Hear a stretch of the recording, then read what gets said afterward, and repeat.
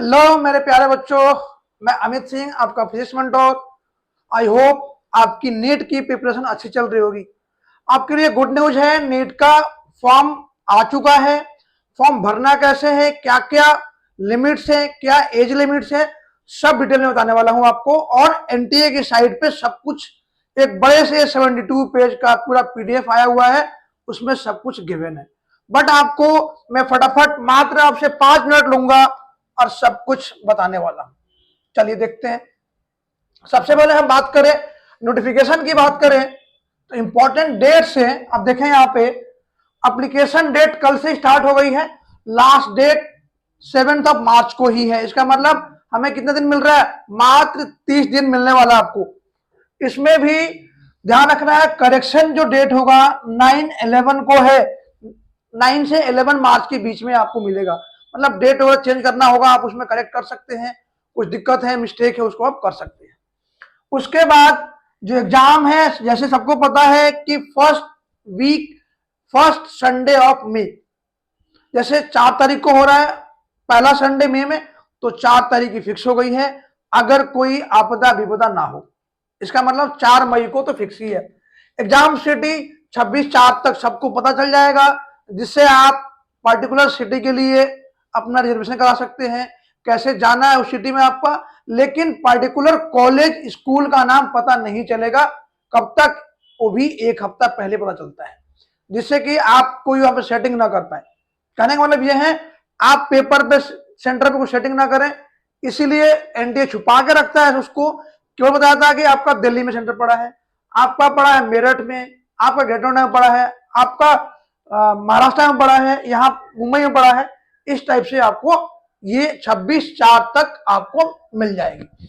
फिर admit card 1 मई को available होगी। देख रहे हैं कितना पास में है, 4 को एग्जाम और 1 मई को क्या एडमिट कार्ड।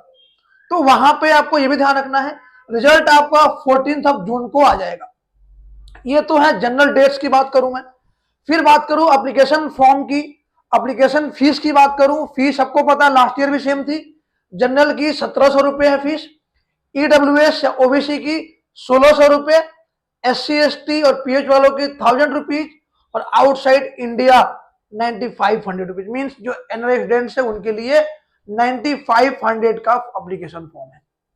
उसके बाद जो एप्लीकेशन है, आपको ऑफलाइन मोड में चलान कर सकते हैं, या डेबिट कार्ड से कर सकते हैं, क्रेडिट कार्ड से कर सकते हैं, ऑनलाइन कर सकते हैं, यूपीआई कर सकते हैं। किसी भी मोड से आप जो एप्लीकेशन फीस जमा कर सकते हैं। फिर बात करें, आपको एलिजिबिलिटी सबको पता है, 10+2 में फिजिक्स केमिस्ट्री बायो होना चाहिए। जो 12th अपीयरिंग है वो भी कर सकता है, 50% मिनिमम होता है। उसके बाद रही एज लिमिट। बच्चे बहुत कुछ पूछ रहे हैं, एज लिमिट क्या होने वाली है। देखिए, एज लिमिट जो काउंटिंग होगी एज की, वो 31/12/2008 से पहले का बॉर्न होना चाहिए। बिफोर और ऑन 31/12/2008, इसके बाद का जन्म हुआ नहीं दे पाएगा। मतलब 17 ईयर तो मिनिमम होना चाहिए। मैक्सिमम अभी एज लिमिट कुछ भी नहीं है, 50 का हो, 60 का हो, 65 का हो। आपने सुना होगा लास्ट 2024 में एक बंदे ने 55 ईयर में नीट का एग्जाम दिया था। तो मतलब एज लिमिट गवर्नमेंट ने हटा दी है, एनडीए ने हटा दी है। उसके बाद जो रिलैक्सेशन है उसमें कुछ थोड़ा बहुत हो सकता है, उन पर्टिकुलर बंदे के लिए होता है, तो यहाँ पे कुछ कर नहीं सकते हैं। इसके बाद मैं आपसे बात करूं नंबर ऑफ अटेम्प्ट की। अटेम्प्ट अभी भी अनलिमिटेड है, अभी भी अटेम्प्ट चेंज नहीं हुआ है। बच्चे काफी मतलब एक्साइटेड थे, पूछ रहे थे कि सर क्या अटेम्प्ट हमारे पास कम हो जाएगा, क्या अटेम्प्ट लिमिट 3 हो जाएगी, 4 हो जाएगी, मैं ऐसा लू ना लू, मैं तैयारी नहीं है। तो बेटा अभी तक तो अनलिमिटेड अटेम्प्ट बना हुआ है। आप अटेम्प्ट के पीछे ना जाएं, अटेम्प्ट के चक्कर में ना पड़े। अटेम्प्ट कंप्लीटली वही है। बाकी सारा जो सिलेबस है, सिलेबस सारा कुछ आपको साइट पे मिला है, गिवन है। इंपॉर्टेंट अपडेट जो फोटो की मैंने बता रखी है, मेरी वीडियो डाली हुई है। डॉक्यूमेंट क्या क्या चाहिए होगा, सेम डॉक्यूमेंट इन्होंने मांगी है यहाँ पे। ये 2 फोटोग्राफ्स होती है, एक पासपोर्ट साइज और एक आपका पोस्ट कार्ड साइज। वही चीज है, सेम चीज यहाँ पे। व्हाइट बैकग्राउंड और कैंडिडेट का नेम और फोटो टेकन, सेम चीज जो मैंने बताई थी आपको लास्ट ईयर। लास्ट वाले वीडियो में बताई थी आपको।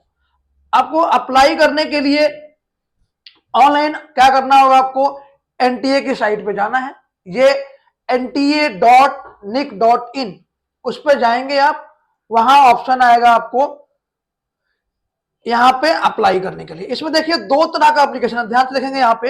एक है यहाँ पे अप्लाई कैसे करना, सारा कुछ स्टेप गिवन है यहाँ पे।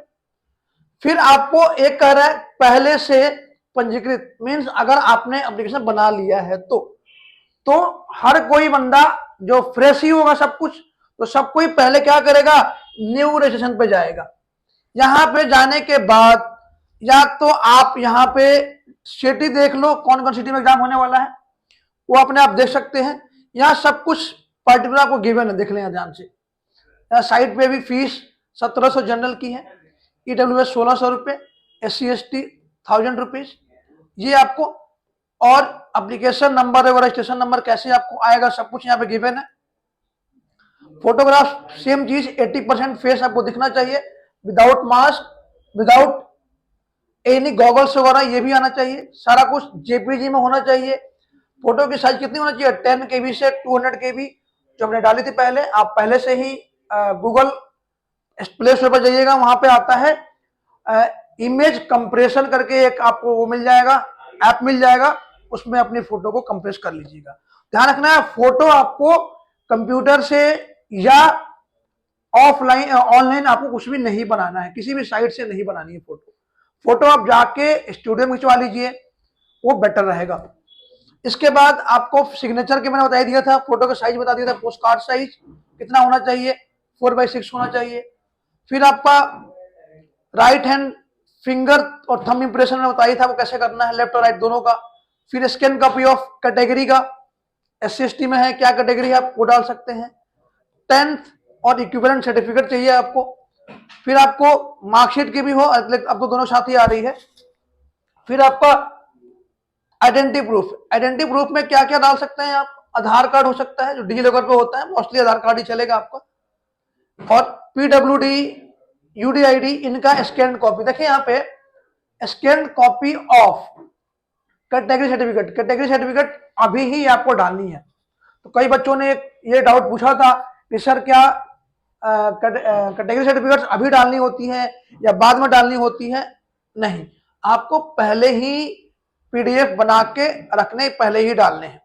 फिर आपको scan copy of address proof, address proof में चल जाएगा आपका वोटर आई कार्ड भी चल जाए, या फिर आपके क्या बोलते हैं इसमें लिखा होगा, या तो आपका ये होना चाहिए या फिर आपका आधार कार्ड भी चल जाएगा। डॉक्यूमेंट का साइज वही है 50 KB से 300 KB। फिर आपको स्कैन कॉपी ऑफ NRI बच्चों के लिए डॉक्यूमेंट से चाहिए होगा। सिटीजनशिप अभी हमें नहीं चाहिए होगा। सिटीजनशिप का मतलब यह है कि आप स्टेट वाइज जो होती है वो आपको अभी फिलहाल नहीं चाहिए होगा। फिर आपका जो कैंडिडेट्स का जो इंप्रेशन है, left hand, right hand, thumb और फिंगर इंप्रेशन, ये डालनी है आपको, ठीक है। ये सारा कुछ, पासवर्ड हमें चूज करनी है। ये करने के बाद इसमें क्या आएगा, पासवर्ड आएगा, सिक्योरिटी क्वेश्चन आएगा, जो आपको अगर पासवर्ड भूल गए हैं तो सिक्योरिटी क्वेश्चन से आप लिख सकते हैं। ध्यान रखना है फॉर्म भरते वक्त एक अलग से रजिस्टर में आपको नोट डाउन कर लेने हैं, क्या क्या मैंने पासवर्ड क्या बनाया है, मैंने क्या लिखा है।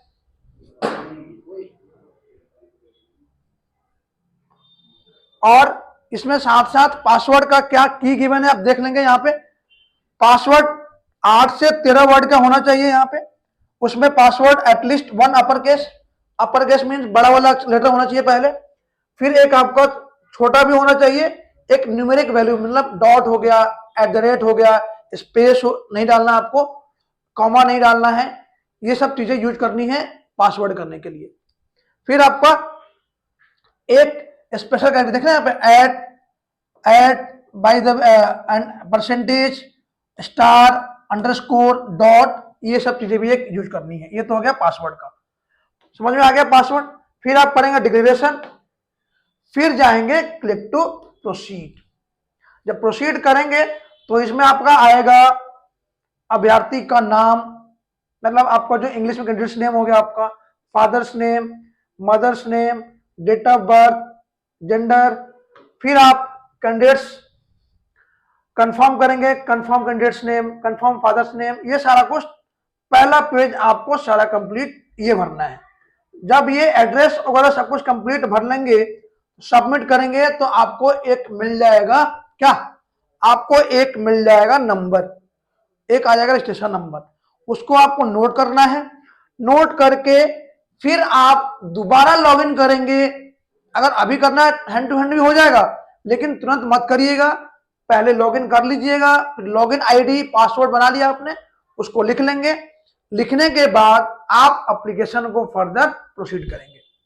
कई बच्चों के डाउट है कि सर मेरे आधार कार्ड में ये नाम है, मेरे फादर का नाम 10th में कुछ और है, आधार कार्ड में कुछ और है। तो ध्यान रखिए, देखिए जो 10th के सर्टिफिकेट में लिखा हुआ है वही यहां पे आपको लिखना है। सरनेम नहीं है, कोई दिक्कत नहीं है। जो 10th का सर्टिफिकेट है वही नाम लिखना है, वही गार्जियन नेम लिखने हैं, फादर नेम लिखने हैं, वही डेट ऑफ बर्थ लिखना है। आधार कार्ड आप 10th सर्टिफिकेट से चेंज करा सकते हैं, लेकिन आधार कार्ड से 10th सर्टिफिकेट चेंज नहीं होगा। इसीलिए इसमें आधार नंबर लेगा, आधार कार्ड की स्कैन कॉपी नहीं लेगा। तो आप घबराइए नहीं कि आधार कार्ड का नेम और 10th सर्टिफिकेट का नेम या 10th मार्कशीट का नेम सेम अगर नहीं है तो फॉर्म में भरूं या ना भरूं, यहां कंफ्यूज आपको नहीं होना है। ये सब कुछ भरेंगे। भरने के बाद आपका दूसरा पेज आएगा सेंटर का, फीस का, फिर कंप्लीटली आप भर लेंगे। फिर भी किसी बच्चे को डाउट आता है कि सर मुझे समझ में नहीं आ रहा, मैं कैसे आगे प्रोसीड करूं, कैसे करूं, तो हमें कमेंट जरूर करेगा। ठीक है बच्चों, दैट्स ऑल फॉर टुडे। मिलते हैं नेक्स्ट वीडियो में, तब तक के लिए बाय बाय।